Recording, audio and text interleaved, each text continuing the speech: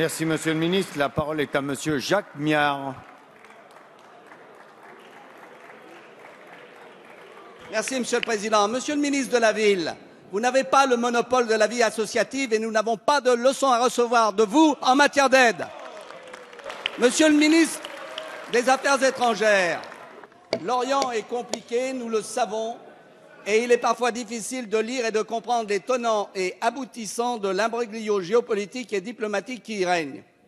Mais il apparaît aussi difficile de lire et de comprendre votre politique étrangère dans cette région explosive.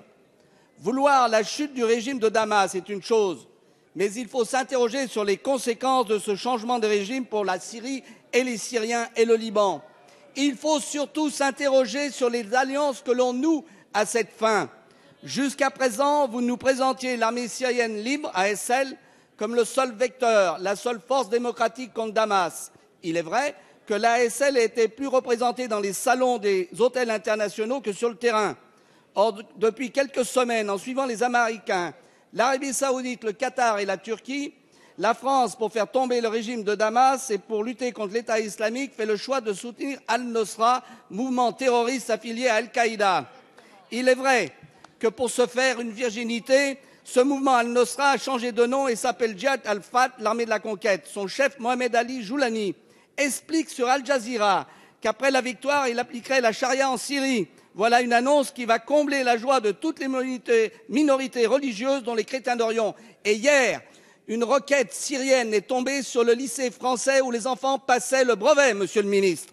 Votre politique obsessionnelle de faire tomber Damas, qui aura pour conséquence d'installer Al-Qaïda à Damas, traduit à l'évidence une habileté diplomatique consommée.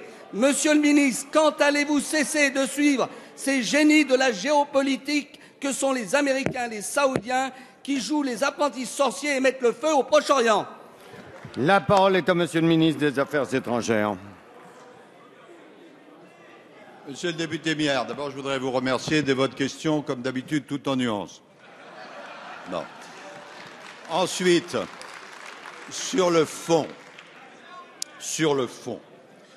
vous nous expliquez depuis déjà pas mal de mois que si l'on veut trouver une solution en Syrie, il faut soutenir le régime de M. Bachar el-Assad. Non seulement d'un point de vue moral, nous nous en sommes déjà expliqués, ce serait une infamie, car ce n'est pas parce qu'on reçoit des journalistes en costume cravate qu'on élimine le sang qu'on a sur les mains, mais d'autre part, sur le plan de la seule efficacité, il faut bien comprendre que M. Bachar el-Assad et les terroristes dont vous avez parlé, c'est l'avers et le revers d'une même médaille. Il n'y a qu'une solution, c'est la recherche de la paix, et la recherche de la paix passe par une solution politique, qui veut dire d'une part le soutien à l'opposition, non pas à l'opposition terroriste, mais à l'opposition qui accepte que toutes les communautés soient présentes en Syrie, et d'autre part, Monsieur Miard, le soutien à une solution avec l'opposition et des éléments du régime, je le dis clairement, sans M. Bachar el-Assad. C'est ce dont nous discutons avec les Arabes, avec les Américains, et je vais vous faire plaisir, Monsieur Miard, avec les Russes. Et c'est la seule façon dont nous pouvons avancer.